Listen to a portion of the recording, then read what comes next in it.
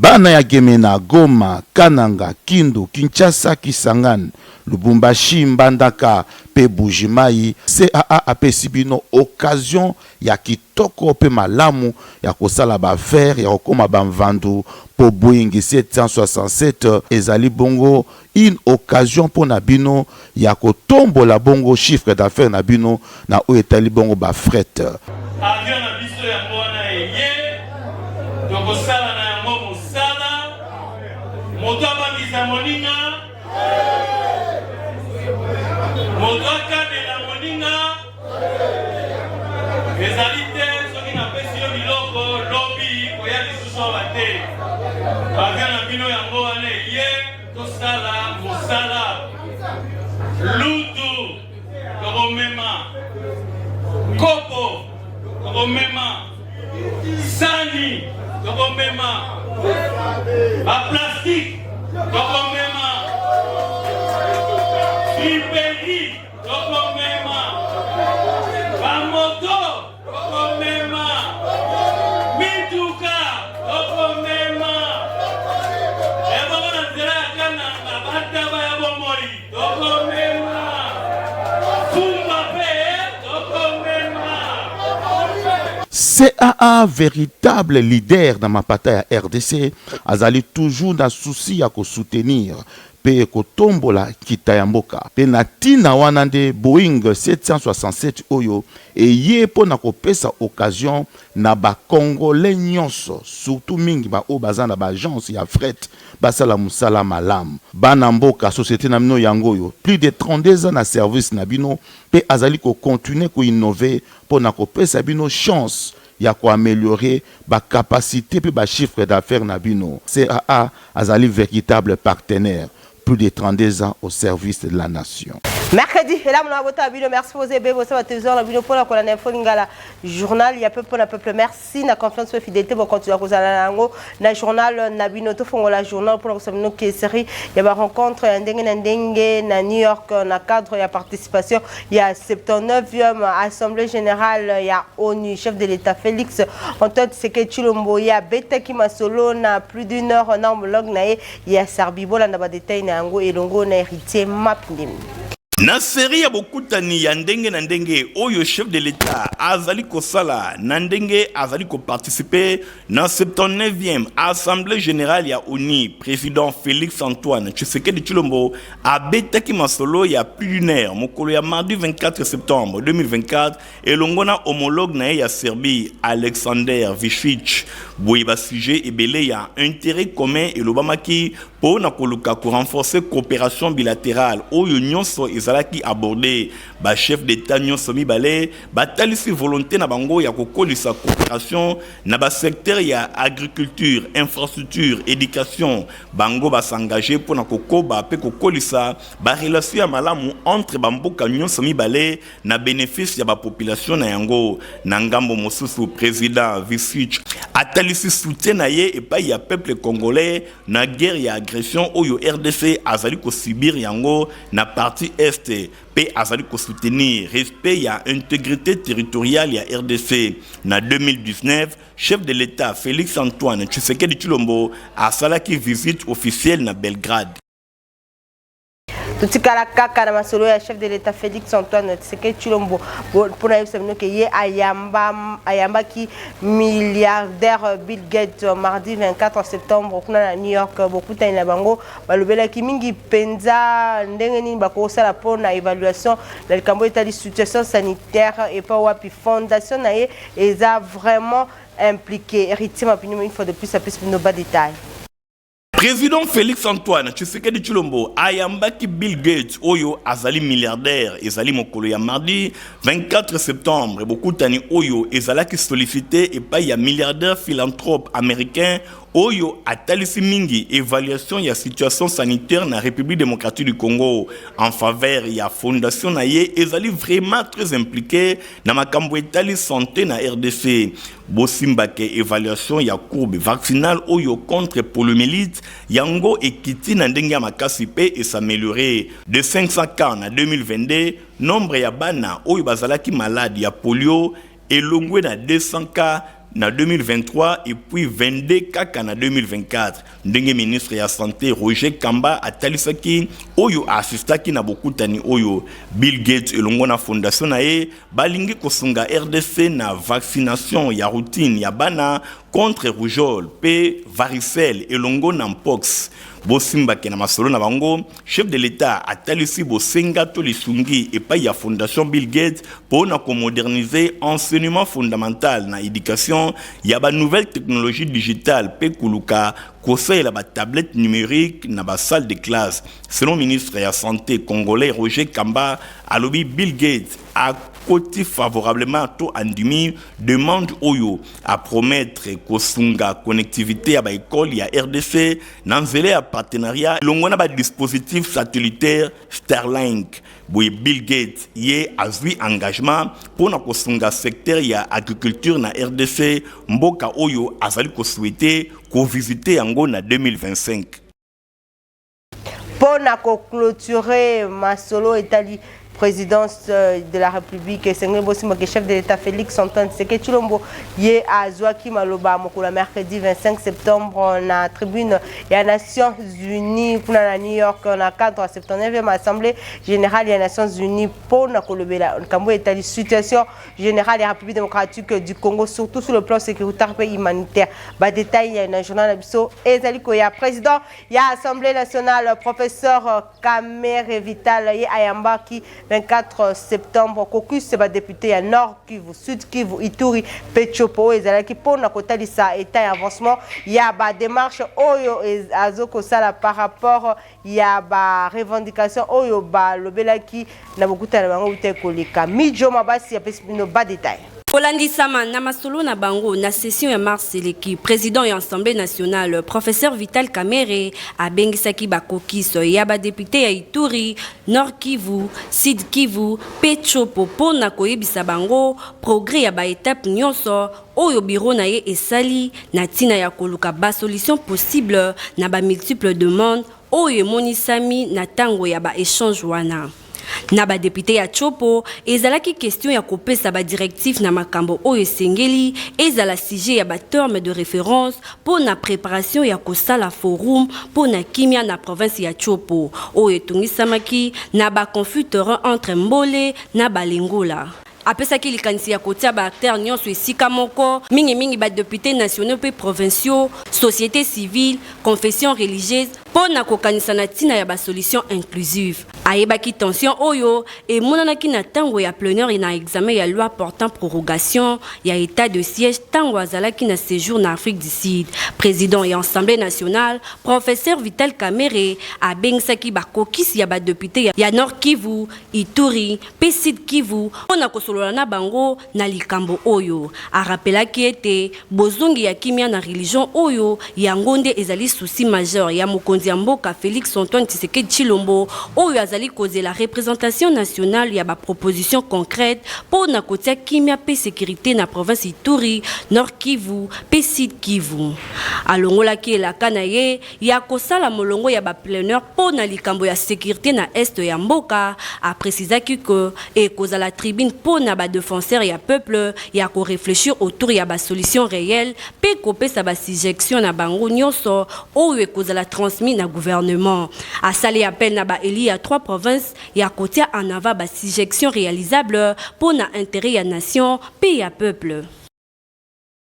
Kaka na masolo Italie Assemblée nationale qui est président de l'Assemblée nationale Vital Kamerhe ya yambaki mokolo mardi 24 septembre ambassadeur ya sika ya France na o Italie ayaki kopesa ye bongo likambo Italie invitation ya homologue na ye ya président ya Assemblée nationale ya France reportage.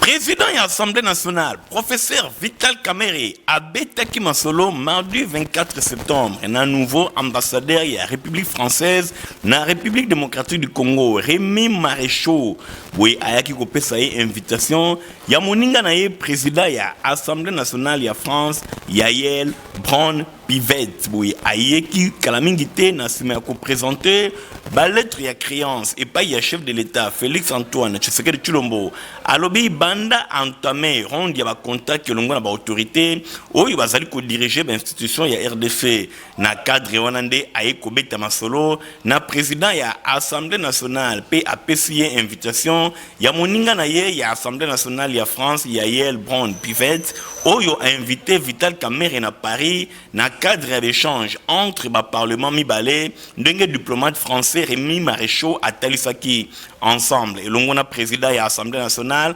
passaki en revue situation sécuritaire dans la partie est de la République démocratique du Congo. Évolution, il y a processus de paix à Luanda, paix à Nairobi, diplomate français à lobby. ACP li ko actualiser tableau na oyo etali question sécuritaire na partie est de la République démocratique du Congo et pa wapi auti kozala bongo na tête ya mission française na RDC kalamingité Bosimba ke Rémi Maréchaux azalaki nommé et pa ya président Emmanuel Macron depuis le 9 juillet 2024 na remplacement ya Bruno Aubert. Na makambo etali Sénat bo ke président ya Sénat Jean-Michel Sama Lukonde pe la tournaye ayamba kuna na palais du peuple ambassadeur de la République française na République démocratique du Congo reportage. Président de la Chambre haute du Parlement, Jean-Michel Sama Lukonde Kenge, ayambaki na cabinet na ya Mossa na palais du peuple, ambassadeur ya Sika ya République française na RDC, Rémi Maréchaux, beaucoup na bango, intervenu quelques jours après que le diplomate français aille présenter la lettre à créance na et pas ya chef de l'État, Félix Antoine Tshisekedi Tshilombo. Boyepo na président de la Chambre haute du Parlement,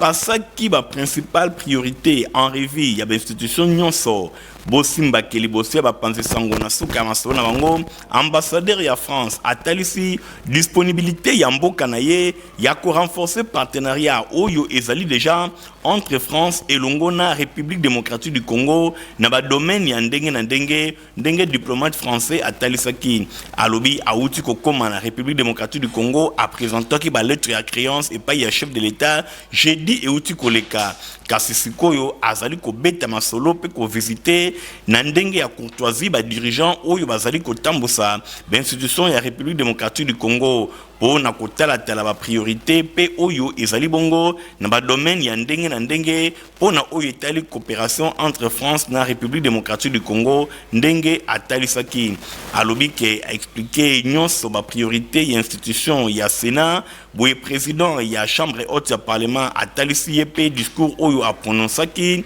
na session to inauguration ya session parlementaire ya mois ya septembre donc ezali wana premier contact misusu pe ekozala atalisi disponibilité ya mboka na France ya ko renforcer partenariat oyo ezalaka déjà entre France na République démocratique du Congo ndenge Rémi Maréchaux asukisaki koloba. Mardi 24 septembre, la primature, Premier ministre Madame Judith Soumina Touloukaye a betaki masolo na ba lauréat ya formation professionnelle au bazui ba bourse d'études ya Royaume ya Maroc héritier mapine ba détail. Mardi 24 septembre 2024, na primature, Premier ministre Judith Souminoa a betaki masolo na ba lauréat ya formation professionnelle oyo bazwaki ba bourse d'études ya Royaume ya Maroc. Azalaki accompagné na ministre ya formation professionnelle P député national Ogi Kalonji, ba boursier oyo bazwaki ba encouragement ya chef ya gouvernement oyo a exhortaki bango bazonga na mboka na suka ba étude na bango ba bourse oyo ezomaki grâce na coopération entre Royaume ya Maroc et Longona République démocratique du Congo na nzela ya ministère ya formation professionnelle liboso ba effort ya président de la République en faveur ya bilenge ya qualité premier ministre atalisi formation professionnelle ezali kotama na cœur ya processus ya création d'emploi pour na bilenge ministre ya formation professionnelle Marc Ekila a komisaki acte oyo ezalaki posé et pas ya premier ministre un peu encouragé ba yeba na ko continuer formation professionnelle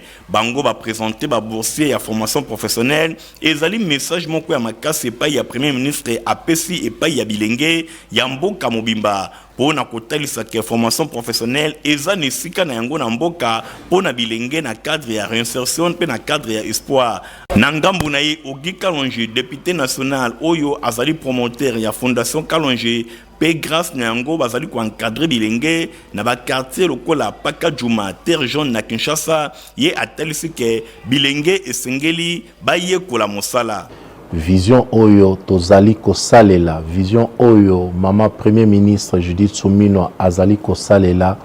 Ezali ya Tata Mokonzi Félix Tshisekedi. Vision Oyo ba communiquer na ministre ya formation professionnelle, Mutumoko très engagé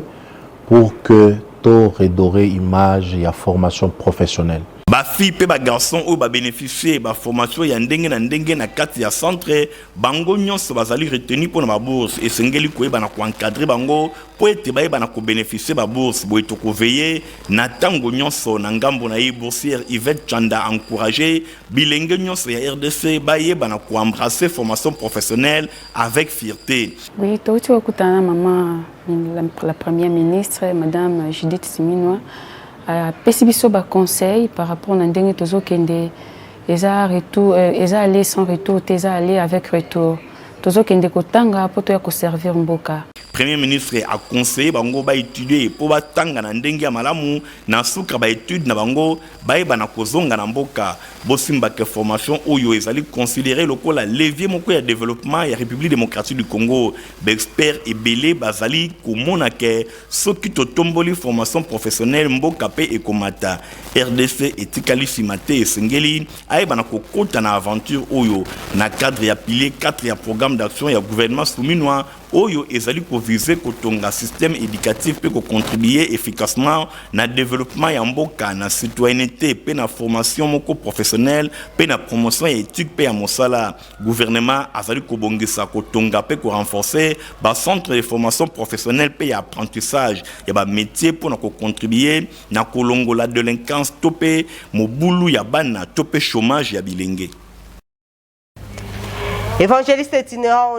honorable Nerombungu Yateaki Mokolo et dimanche passé kuna na paroisse protestante CAC Lembaga du thème communauté évangélique de l'Alliance aux Amiming Penza na quartier 8 kuna na commune ya Njili la Dilandouba détail.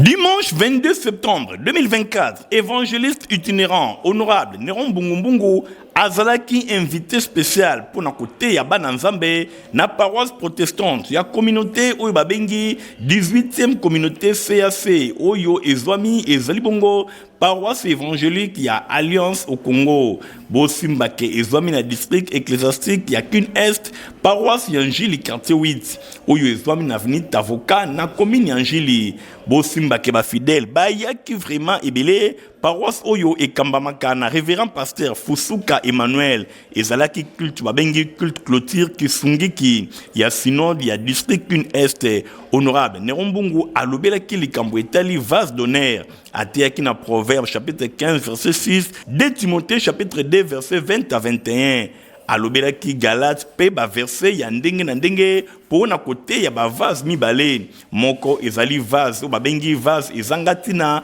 pe moko ezali vase d'honneur alobaki boye vase d'honneur ezali moto oyo azali kopesa nzambe lokumu na misala nyonso ye azali kosala azali kobanga nzambe azali lokola aliment oyo kati na yango ezwami na batige oyo ezana litomba ya kopelisa moto boye honorable Nerombungu évangéliste itinérant atalisi importance ya vase d'honneur ezali moto azali kopesa nzambe lokumu na misala nyonso azali kosala pe vase ville ezali vase oyo ezana tina te ezana litomba te na miso na nzambe ezali lokola moto azali kosala misala mabe lokola kindoki kindumba pe bongo na bongo na tina wana moto nyonso esengeli abongisa etamboli na ye pona kopesa nzambe lokumu enfin que azala considéré lokola vase d'honneur bosimba ke message ya évangéliste itinérant honorable Nerombungu ezalaki capté 5/5 pambate bana ya nzambe bazalaki vraiment édifié bana ya 18e communauté évangélique d'Alliance du Congo district ecclésiastique ya Kin Est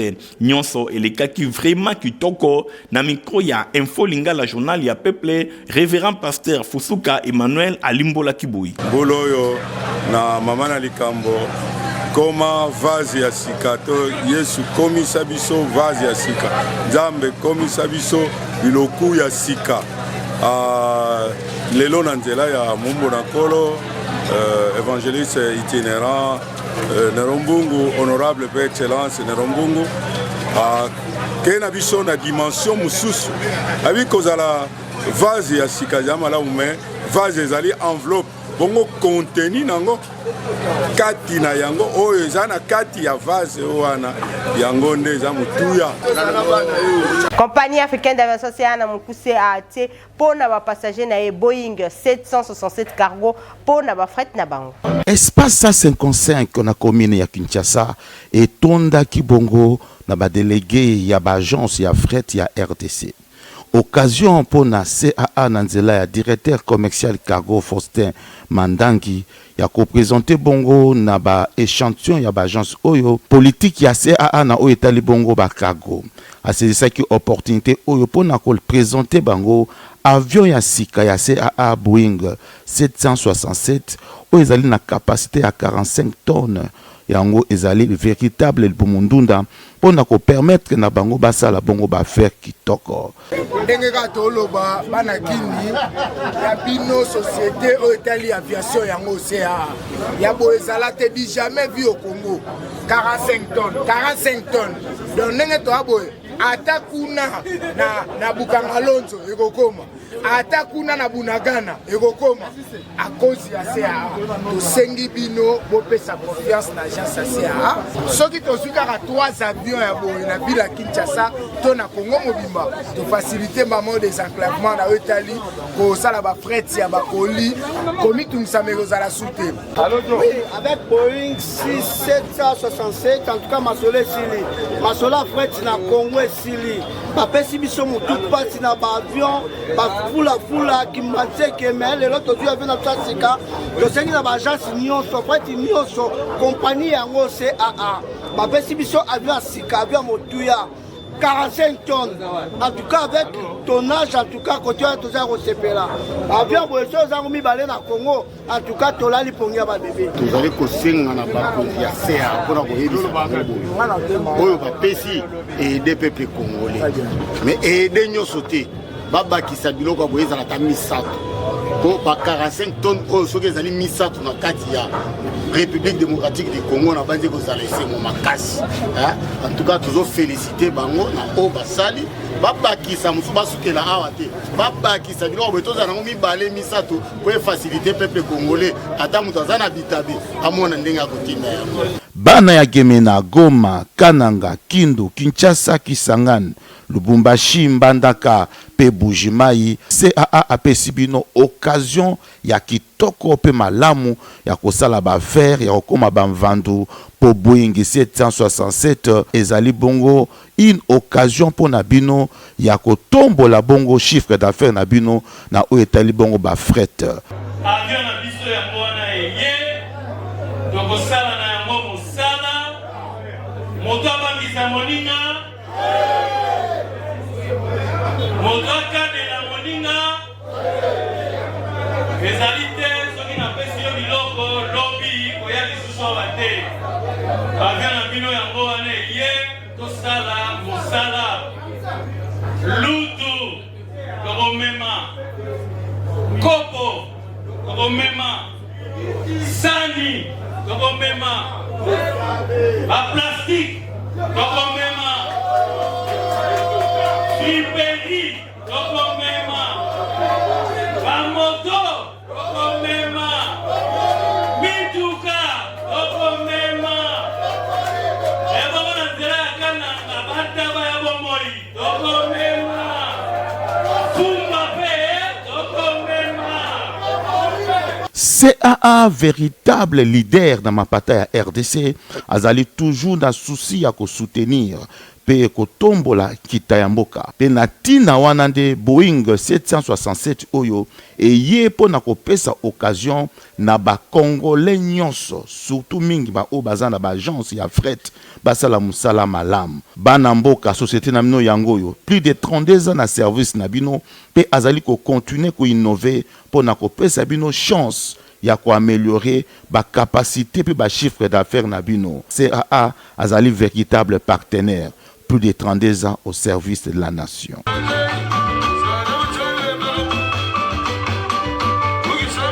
Na kolata sepata kitoko pe ya qualité ba ke place sur ya kosomba sepata kitoko pe ya qualité ndeti uti na poto 7e rue limité Papa Griff azawana Petit Boulevard okomona yango poko sapato ya qualité pe ya kitoko na faculté de la SAP.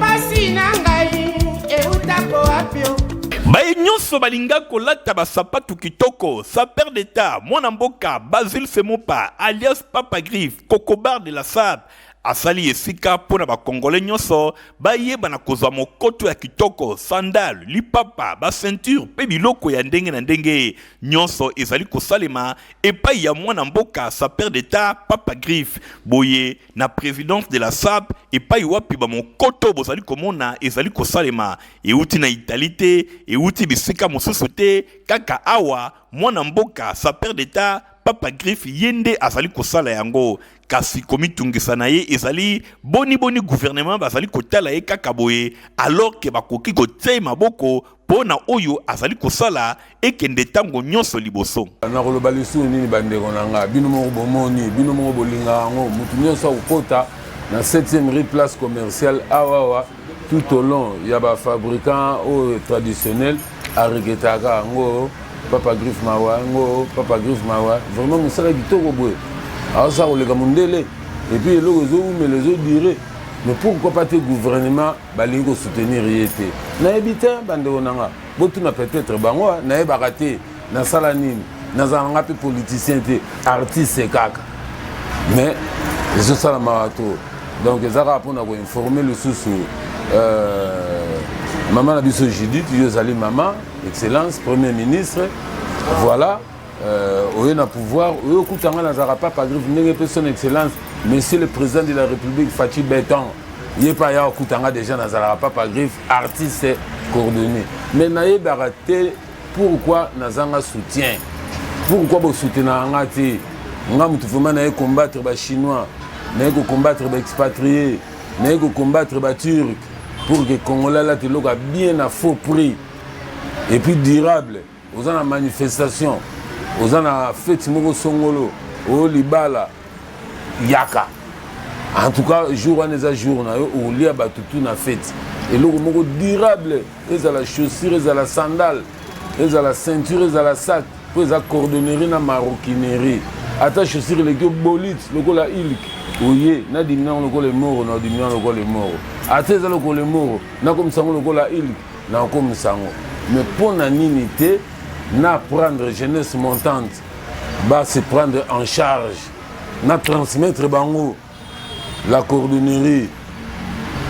boninga na kufana ke na domaine nanga adresse ezali semoko na 7e rue limité aux na Petit Boulevard limité résidentiel et paiwapi basapatu ya kitoko ezali kosalema bana mboka bo pesa confiance et pa yande konabino sa père d'état Papa Griff pona kosomba biloko oyo ye azali koteka yangonde e kotombola mboka na biso pambate batu ya mayele pe batu ya créativité bazali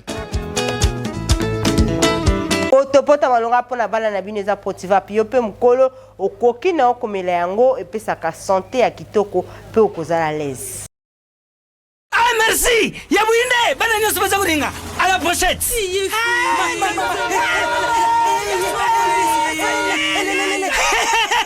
Vous allez quoi mais Protivap est tonne de protéines et énergie.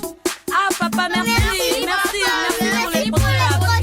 les enfants. Eh Bino, bote la baonine. Bote ma kodona Bino. Mama kansa bomba bonga. Bona bana na yo ba kumarukura bana oyo. Faut laisser kabango poto Protivap. Et ça ba pota te. Allez, kamata. Bon appétit. Bana nyeso ba yaka Protivap. Ah ba sisi kulia ya bango Protivap. Ba bandi ba dansi na bango ya ba bébé pro. Tala. Ba yango chata kitoko ntoto makachi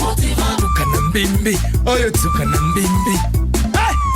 Makusa Protivap potopoto kitoko pona ba bébé pro. Bozaki ebele pona kolanda info lingala journal ya pepo na pepo sepela kina ngobisa. Merci na Igor Ntingi Matomina azaki sima caméra ya asali ke journal oeza kitoko na banda kuna bino concours rédactionnel ya Midjo Mabasi Marie-José héritier mapindemi ya superviseur ki journal au montage sima ke pa ya Christian Kangebeni pe Fabrice Lundombi ngala bino topesane rendez-vous mikolo ezali koya. Au revoir. Bana ya Gemena, Goma, Kananga, Kindu, Kinshasa, Kisangani, Lubumbashi, Mbandaka, pe Bujimai, CAA apesi bino occasion ya kitoko pe malamu ya kosala ba faire ya kokoma ba mvandu po Boeing 767 ezali bongo une occasion pour na bino ya kotombola bongo chiffre d'affaires na bino na o etali bongo ba fret. Avion na biso ya mwana eye tokosala na yango mosala moto abangisa moninga moto akadela moninga ezali te soki napesi yo biloko lobi koya lisusu awa te. Avion na bino yango wana eye tosala mosala lutu tokomema kopo tokomema sani tokomema ba plastique tokomema friperi tokomema ba moto tokomema mituka tokomema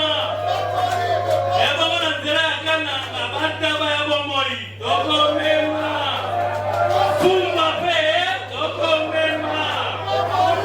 CAA, véritable leader dans ma bataille à RDC, azali toujours dans souci à soutenir pe kotombola kitayamboka. Pe natina wanande Boeing 767 oyo et ye po na kopesa occasion na ba Congolais nyonso, surtout mingi ba o bazana ba agence ya fret basala musala malam. Banamboka société na mino yangoyo, plus de 32 ans na service na bino pe azali ko continuer ko innover po na kopesa bino chance ya ko améliorer ba capacité pe